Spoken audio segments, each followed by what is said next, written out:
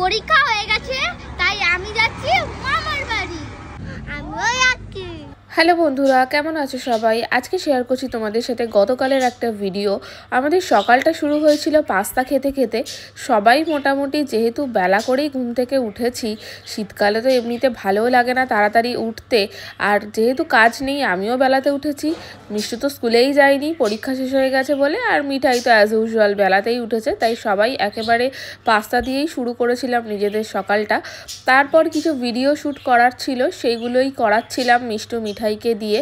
ওদের দুজনকেই video shoot করাতে করাতেই প্রায় আমার সারা দিনটাই কেটে যায়।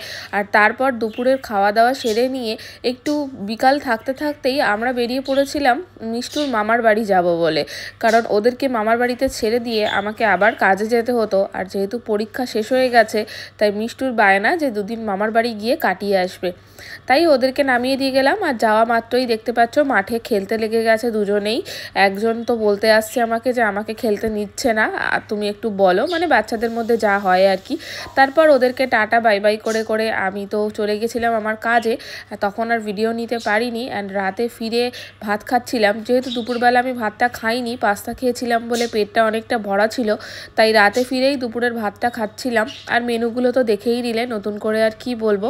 চলো এই ভিডিওটা তাহলে এখানেই শেষ করে দিচ্ছি। ছোট মিনি ব্লগটা কেমন লাগলো জানিও। সবাই ভালো থেকো।